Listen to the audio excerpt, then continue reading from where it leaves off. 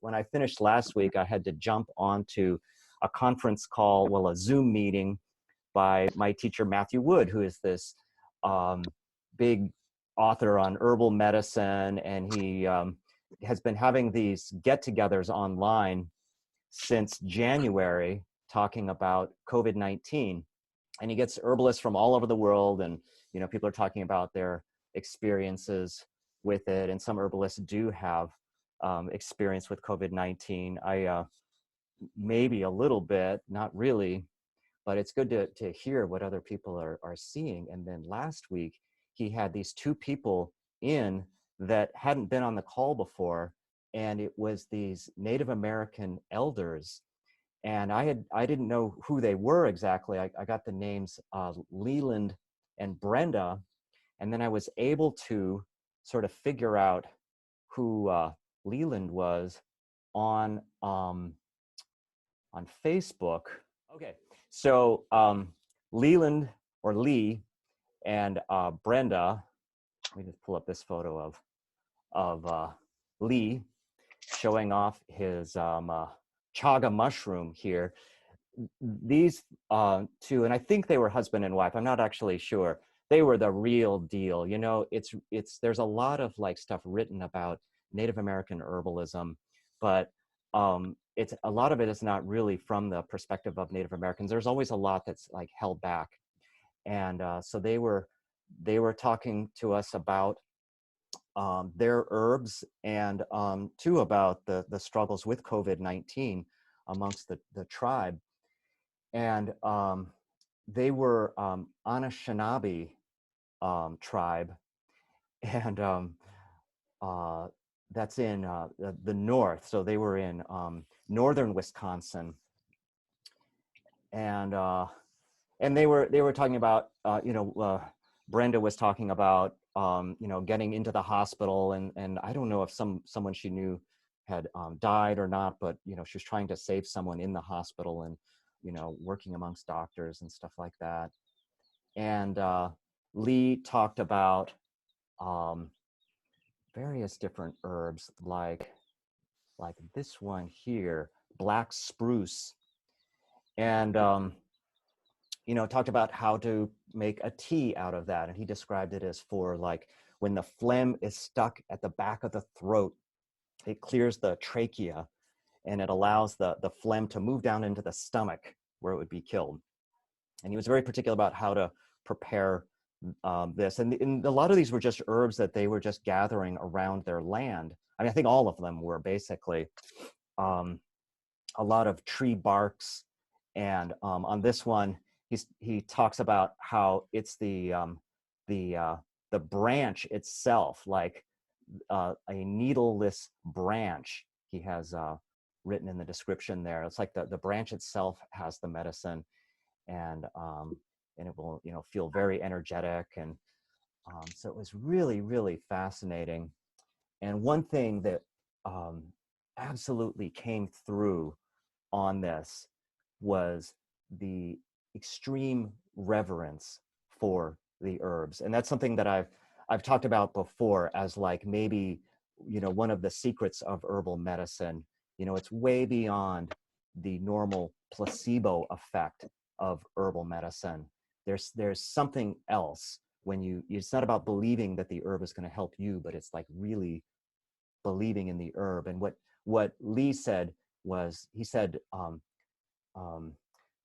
to us, the plants are spiritual beings, and that you have to approach them as spiritual beings. And he talked about always giving an offering when harvesting the plant. He talked about offering tobacco, like a tobacco bundle, and so forth. So it was really just a treat that I had after that last class, and talked about boiling cedar in the home if somebody is sick.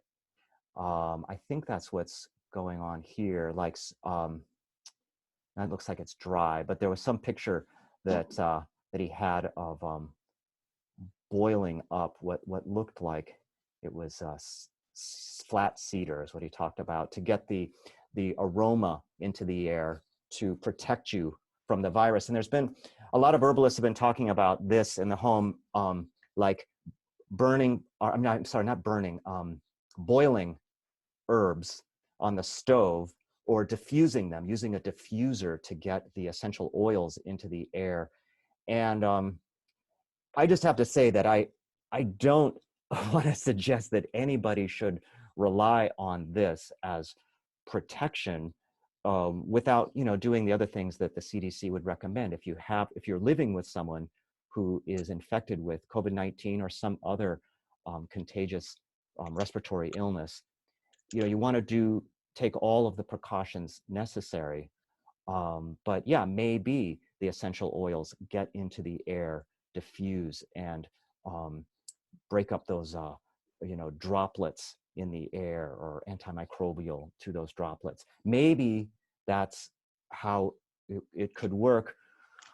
Or maybe the essential oils are in the air and you're breathing them in, and they're activating your immune system right in the area where you would be breathing in those other infected respiratory droplets. You know, you breathe in that and it activates those tissues of your body, and it's building your immunity then, which tends to be my bias in herbal medicine and natural medicine in general.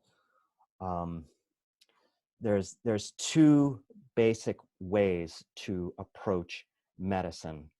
And one is to treat the disease, and one is to treat yourself so that your immune system will be better able to handle that disease. And in general, I look at natural medicine as something to treat yourself. And this is not what I see represented in you know, the different blogs and stuff that I've read about COVID-19. You know, people are talking about the antimicrobial herbs, and I've written about that a little bit too as well. But the strategy that I think in natural medicine that generally works the best is to treat yourself, because the herbs themselves are not that strong, right? They're very gentle, and so you get they're basically better at strengthening you rather than treating the disease. And then for most people, that's a real paradigm shift, like, because if people are concerned about a particular illness, like if they have a diagnosis, for example, they want to, you know, it's a kind of mental fixation that takes over. It's like, I want to treat that. And if you have a good treatment, I'm all for it. You know, that can work. But very often the treatments are kind of, well, they're kind of limited. So that's one thing I wanted to reinforce, is that natural medicine can be focused on treating the disease, but I think it's more effective usually when it's focused on what your needs are, what you are, right?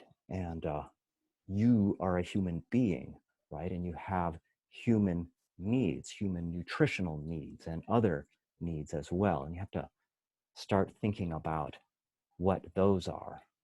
What I'm going to be talking about this evening is the nervous system and healing the nervous system. And I just want to say right off the bat that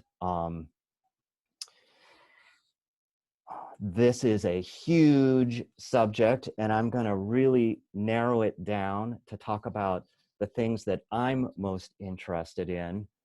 And I got to this subject through Bodywork.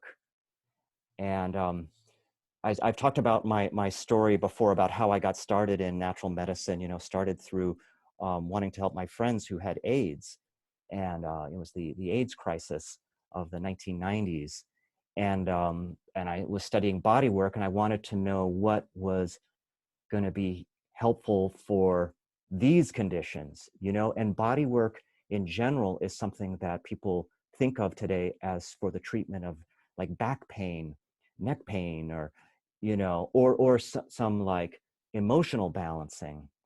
It has these uses, but I tell you, in the old days, Bodywork, or what I would call physical medicine, such as osteopathic medicine, chiropractic medicine, shiatsu, Ayurvedic massage. These treatments were primarily used to treat diseases, right? This was considered medicine.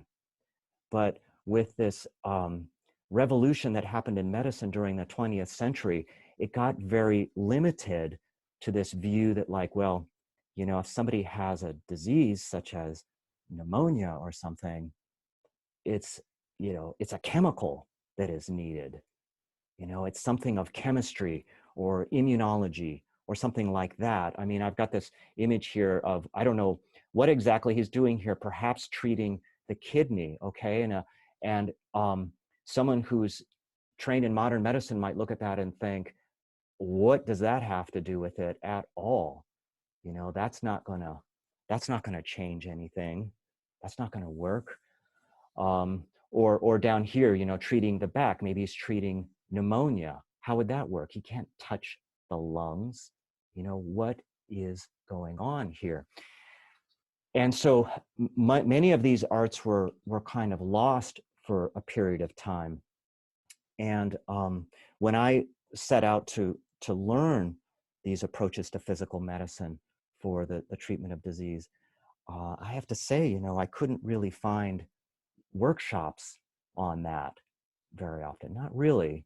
Or books, I found books, but they were really, really old for the most part, until I got to certain aspects of osteopathic medicine. And this researcher here named Irvin Core. So this is someone who in the 20th century really revolutionized osteopathic medicine and really brought it up to speed. And I want to go over the principles that he laid out because they're actually really relevant for everybody in terms of taking care of yourself. He had certain insights about the nervous system that they're kind of they're a subject of osteopathic medicine that doesn't get talked about outside of osteopathy very much, but I think it is very relevant for self-care. And that's what I'm going to bring it into this evening. So let me go to the next slide here. Okay, so it's what this really is about is the sympathetic and the parasympathetic nervous system, which I think probably most people on this call have already heard about. But there are going to be some things I'll cover that I really doubt that you'll know about these systems. And so just to make it really simple, there's the voluntary nervous system. You know, you move your arms and your legs, you have all that voluntary control. And then there's this automatic system, or what they call the autonomic nervous system, this part of our nervous system that is regulating all of the different organs and systems in our body completely beyond our control. Well, generally beyond our control. And there's these two different branches of the autonomic nervous system that act independently and are often acting in opposition to each other. So there's the sympathetic nervous system, often called the fight or flight nervous system. That is the one that wakes you up and orients you. And then there's the parasympathetic, which is referred to as the rest and digest nervous system. So this one slows you down and helps the digestive system. So I'll just run through these, how they work in parallel. So the sympathetic dilates the pupils, the parasympathetic constricts them. The sympathetic makes you salivate, and it's the opposite with parasympathetic. These affect the airways and the heartbeat, the heart rate.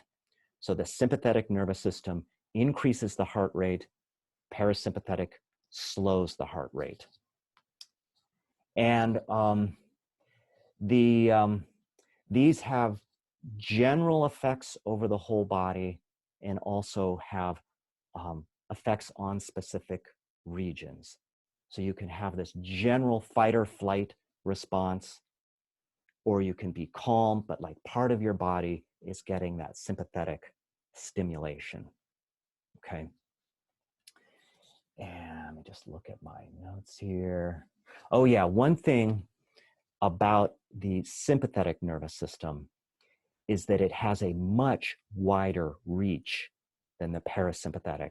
And that's something that may not exactly be clear from this diagram, but the parasympathetic nervous system is limited to the number of organs and systems that it can affect. It has a very limited reach, but the sympathetic works everywhere. And what it does for the most part is control blood flow. So this will mean constricting blood flow in certain areas and increasing blood flow in other areas as part of that short-term emergency response. Okay, so this is the big regulator of our blood flow, and blood flow is really key to any healing process. So the parasympathetic has a very limited effect on blood flow. It affects the blood flow to the genitals, okay? But that's about it. Then from there, it's the sympathetic nervous system. Let me go to the next slide. So this is, again, Irvin Corr, and I'll tell a little bit more about his story. So he was a researcher, and he received osteopathic treatment for something, I don't know what it was, and he thought it was extremely helpful, and he recognized that it was working based upon principles of neurology, of the sympathetic nervous system. And he wrote a lot of articles and did some independent research on the sympathetic nervous system, how it affects the body. And one of the articles he wrote is Hyperactivity of Sympathetic Innervation, a Common Factor in Disease. So there's a process of activation of the sympathetic nervous system that escalates diseases. It makes many, if not all, diseases get worse. Okay, and he listed out and described how this was in the research with a lot of different diseases, pulmonary edema, influenza, metabolic syndrome. I actually pulled up some of the new articles on this. I want to switch right to that and show you, going back to my browser screen here again. So some of the articles that are more recent since his time showing this connection. So sympathetic nervous system increases pro-inflammatory cytokines and exacerbates influenza A pathogenesis. So this is an animal study, and as most of this work was done on animals, Irvin Corr actually did work on humans, well, the ones I'm familiar with. So what they did, basically, they showed that by cutting these sympathetic nerves on a mouse, that they were able to prevent the damage from influenza A, prevent it from causing pneumonia, and that this was because the cytokines were reduced when the sympathetic nervous system was blocked from that area. Okay, and this is consistent with many, many other diseases. This has been shown a lot. And then I've got another one here, relevance of sympathetic nervous system activation in obesity and metabolic syndrome. So sympathetic overactivity plays a pivotal role in the etiology and complications of several metabolic conditions that cluster to form metabolic syndrome. Okay, that's another one. And then sympathetic activation is associated with increased interleukin-6. And this had to do with obesity, but interleukin-6 is the cytokine we were talking about last week. The big one that's been in the news lately with COVID-19 and this cytokine storm. Okay, it seems to be related to an overactivity of interleukin-6, and there's actually lots of articles showing that interleukin-6 is stimulated by the sympathetic nervous system. And let me see if I have another one here. Yeah, more about pro-inflammatory cytokines being kicked up by the sympathetic nervous system. And this may seem generally intuitive at this point. You think, well, yeah, if I get stressed and anxious, that's going to make my illness worse.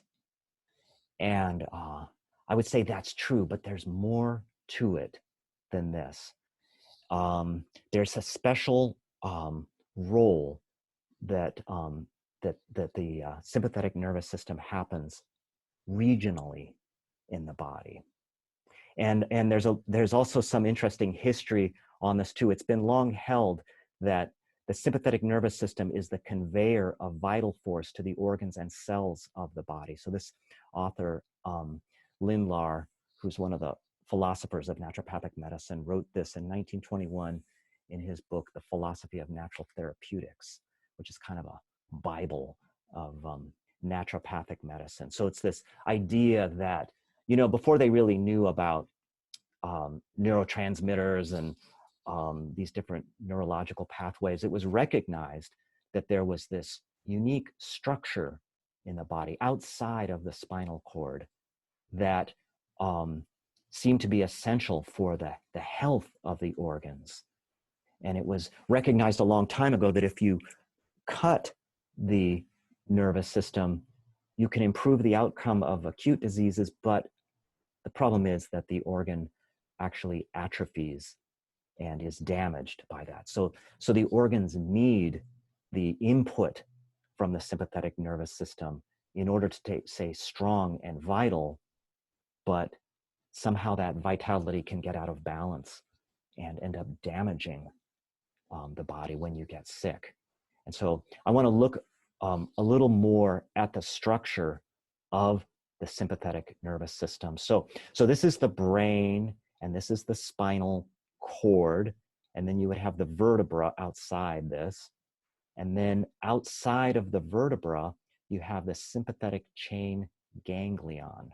Okay, it's this interesting looking structure here. You have nerves from the spine come out and they innervate the ganglia.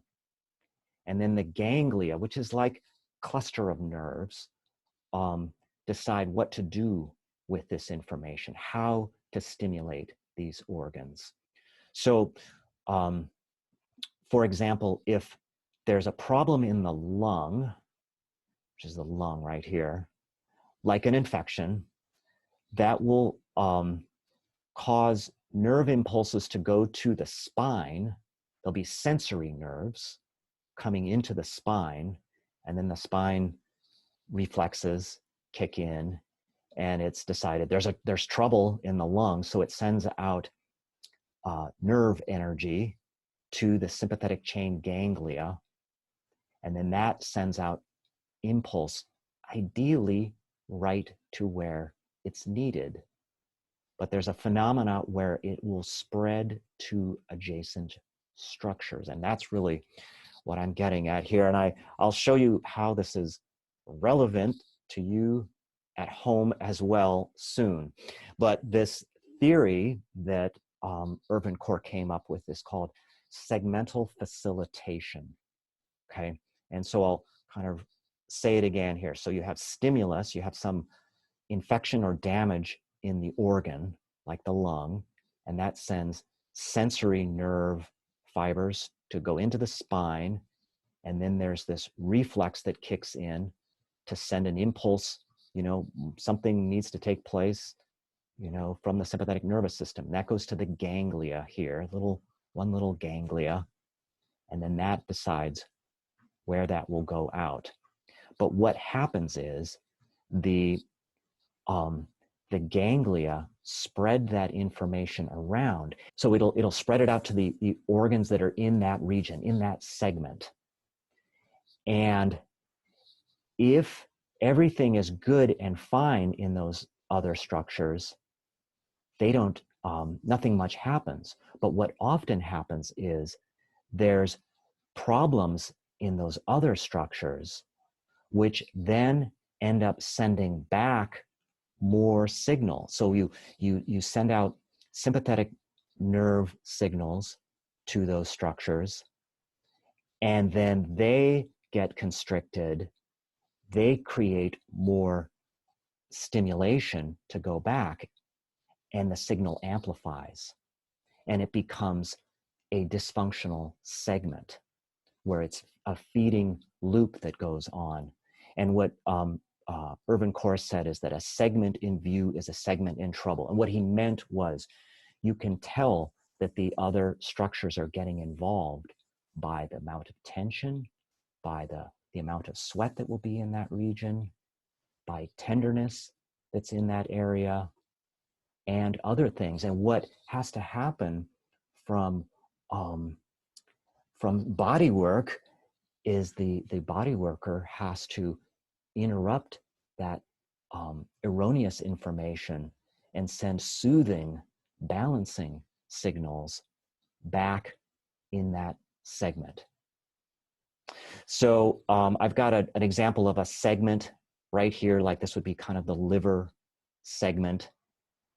And so like maybe there's something going on in the liver, and then that signal gets amplified and it sends it around the whole segment, which then other things that are going wrong in that segment will amplify the signal, and it will elevate and elevate and elevate and make whatever disease that was going on in that liver originally much, much worse. And that is segmental facilitation, okay? And it's a basis for treating your body, okay? For like when you have a problem going on in your body, you have to address the unbalanced nerve signals that are happening right in those regions, okay?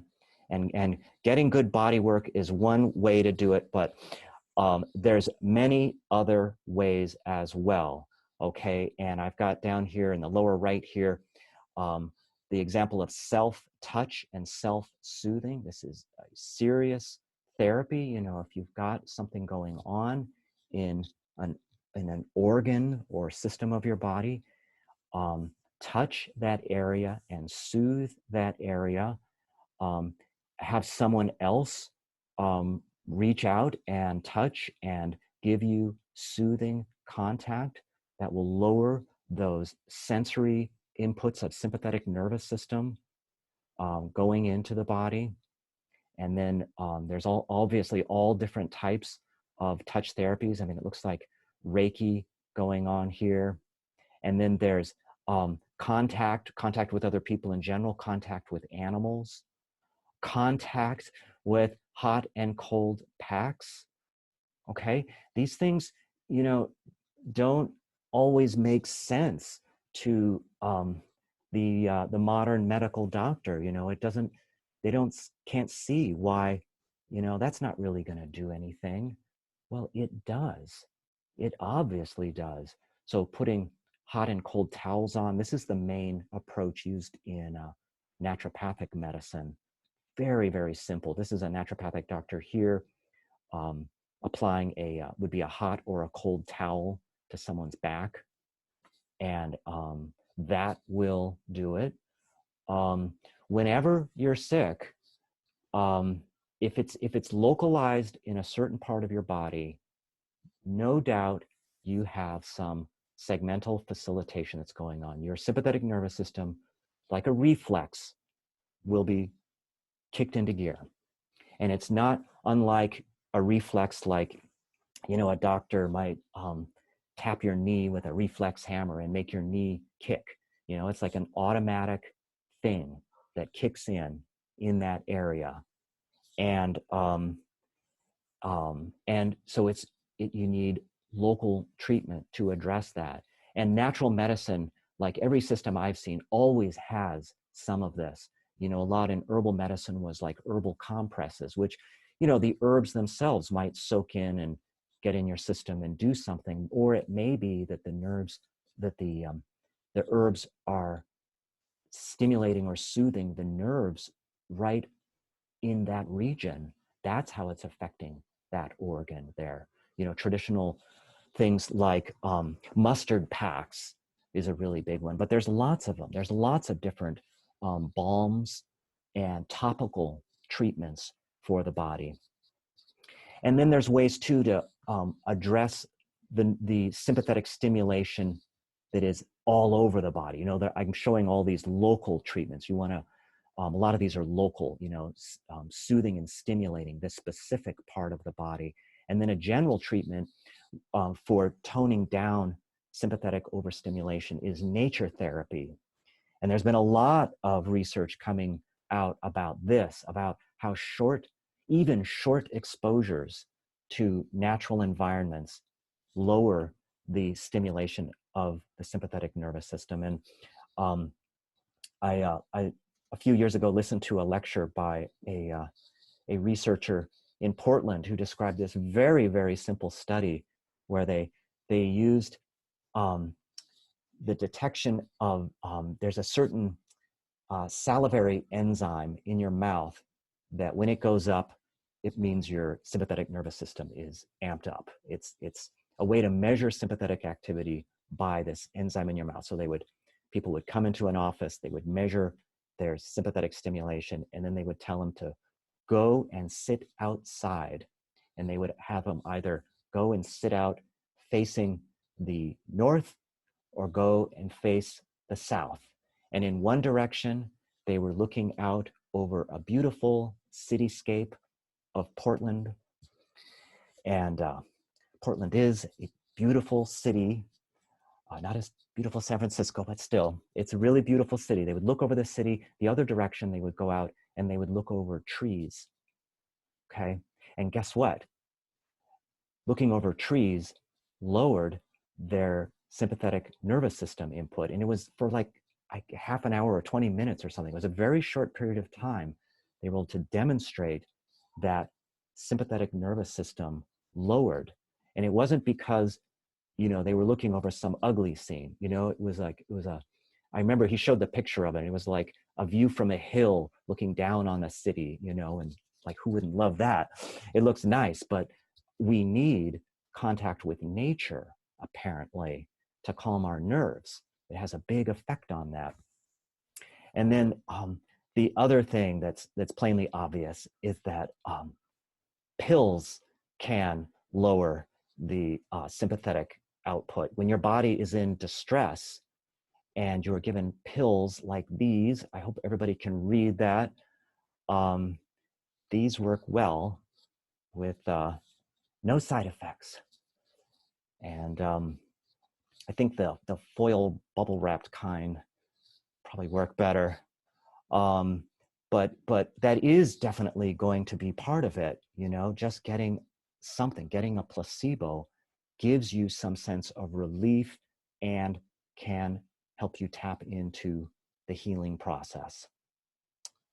So, and then I'm going to talk about the Bodywork system that I basically got into through this study was a method called strain CounterStrain, which is a method of clearing dysfunctions, what they call somatic dysfunctions that are in these different segments so that the sympathetic tone will lower.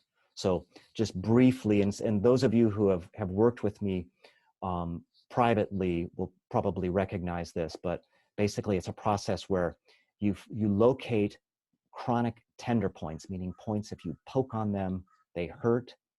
Those are areas of somatic dysfunction. If you get activated in that area, it's going to cause this kind of reflex overstimulation, the segmental facilitation, as they say. And so there's Dr. Jones, the inventor of this. There's this one that's right here. There's a tender point right there. There is a position, and it looks a little crazy here, where he's having the person bend forward and he's relaxing, deeply relaxing. This part right there makes the tender point disappear. If it's done just right, the tender point is gone. And then that area is clear from some degree of sympathetic overstimulation, so that, you know, if there was something that the body had to clear out from that area, it would be less overactivated by the sympathetic nervous system. I'm also going to show another method. I went over those basic ones that you can do yourself. And then there's this process called coherence breathing, which some of you may be familiar with. I know some of you are, actually. I'm just going to move this here. There is a certain breathing rate, the rate of 5.5 breaths per minute. If you stay in that 5.5 breaths per minute rate for about 5 minutes, if you're resting, you rest, you're just sitting and you don't do anything, you just breathe at this slow rate, and for some reason it's this particular rate, it tones down the sympathetic nervous system and it activates the parasympathetic nervous system. And I can't say as I fully understand why it works, but part of it is certainly that when you inhale, you are using your sympathetic nervous system to some degree. And when you exhale, it's parasympathetic nervous system that is doing that. I mean, there's the breathing is this funny thing where it's at that point between conscious and unconscious, like you really can't control the movements of your intestines unless you're a yogi or something. You can't control that, but you can control your breathing, but your breathing will also happen automatically without any thought. So it's both conscious mind and autonomic nervous system. So exhaling is activating the parasympathetic, inhaling is activating the sympathetic. And for some reason, if you hold it at that rate, just keep breathing at that rate, your nervous system shifts and the overactivity of the general overactivity of the sympathetic nervous system changes. And it's a really well-established, good method. It doesn't require, years of meditation or something. It doesn't require clearing the mind, although you probably will relax your mind if you do that. And I'll just show you too. I just get this from YouTube. You just do a search for coherence breathing, and there's lots of them that come up. And I did not spend very much time looking for one. There were so many to choose from. That was just kind of the first one that I came to. And there is there's a form of biofeedback called oh God, help me out, Robert. It's called inner balance, which is biofeedback that can be used to enhance your coherence breathing. And it's I used to have a lot of my patients get these devices. They cost about $150 to use with an iPhone, and they're really good. What was that, Robert? Or Android. Or Android, yes. Yeah. And it's HeartMath. HeartMath, yes. Yeah. And if anybody wants a device, I can get them less expensive. I'm a facilitator for them. Oh, you are? I didn't know that. That's great. Yeah. Yeah. Yeah, that's great. How much can you get them for? I think 124 or 112. Oh, okay. And so you teach people how to do coherence breathing? Correct. Oh, neat. The whole program. The whole program, yeah. And it is really in-depth program. It's, yeah. There's a lot of different aspects to what HeartMath is doing. But I also just want to say that before you even, if you don't even get the device, just sitting and doing coherence breathing that's it. Gets you there. That's it. Just learning how to breathe is really basically, pardon me, Tim, basically yes. learning how to breathe from the heart. Mm. And the heart itself has its own brain. Therefore, we can do heart transplants. Mm-hmm. All right. And so it's the heart that is connecting with the brain. And so say like if we learn how to breathe from our heart with this 5 breaths in, 5 breaths out, we calm the system down. That's essentially it. That's it. Yeah. Yeah. And I think it's really, really powerful. But again, that is the systemic approach to the sympathetic nervous system. When one part of your body is in trouble, okay, when you're sick, when you've got infection in your lungs, that will help. But I also think you need to address the segment of that. And that's where compresses and soothing touch in that area, that's where that comes in. And it's something that it's been a big part of my practice for a long time. And I've seen people through some really intense things, organ specific issues. And it's really helpful. And the other thing I wanted to say about it too is that using that method, strain, counterstrain, has been, I think, really helpful for people. And what I'm sort of teetering on the brink of is offering or creating some videos on how to do the bodywork releases on yourself. And part of the reason is because I just don't know how long we're going to be under this shelter-in-place order, and people need body work. And so, you may have to do the body work on yourself. And of all the self body work treatments, I do think strain counterstrain is the best.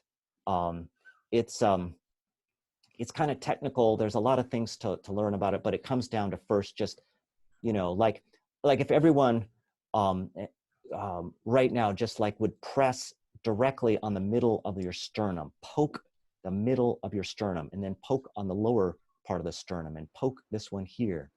They shouldn't be tender at all. Mine used to be really tender. I used to just, it hurt. And then I did the self-release, strain counterstrain self-release, and it disappeared. Came back about a week later, I checked again, I cleared it again. And that was 15 years ago. I mean, I don't know what kind of trouble that has saved me, but I do feel like it's absolutely relevant to the organs that are right underneath the sternum, important ones right there. It's in that segment. So that's something that's been on my mind. Maybe I should try to facilitate some segmental releases for people. But that's basically what I wanted to cover today. It's a little bit shorter this time. Is there any questions about anything? In cycling, if I'm climbing a hill and I'm working really hard and all of a sudden my heart's pounding, it's getting up in my throat and I'm feeling out of breath, I'm sucking a lot of air, I know I need to slow everything down. So I get to the sweet spot where my movement is in sync with my heart and my breathing. And what I focus on is exhaling. Oh, yeah. And I exhale as much as I can, as deep as I can. And then my next inhale is much bigger. So I have, in a way, slowed down my breathing, but it's not as shallow as it was before. So I'm getting more oxygen into my blood, which is circulating through my system. And somehow it all comes into sync. So for me, instead of focusing on the, inhale, because that's pretty automatic. We all inhale. I focus on the exhale and I focus on trying to let out as much as I can. And in that process, it slows everything down and I'm much calmer. Yeah. Yeah.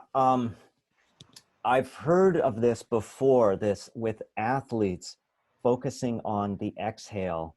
And I heard once that, and maybe you just said it, that nobody forgets to inhale, right? But people forget to exhale. That's the part we don't do. Everybody says, remember to breathe, remember to breathe. Well, it's, what are we forgetting? We're forgetting the exhale. Yeah, strange. Yeah. But yeah, that's great reminder for me. And yeah, I think that is really, really important. Someone had asked in the chat did someone ask that question about placebos? You mentioned placebos and how they can work. And so the question was, do they often prescribe placebos? Yeah. No, no, I think doctors in general have an aversion to prescribing placebos, and I would say I do too, in sense of like, no, like, why would I prescribe a placebo when honestly there are so many things that would be well indicated that would have absolutely no side effect, you know? I would just prescribe that. But there's this new research going on what's called open label placebos, which is when a person is given a placebo and they know it's a placebo. And the strange thing is, it still works.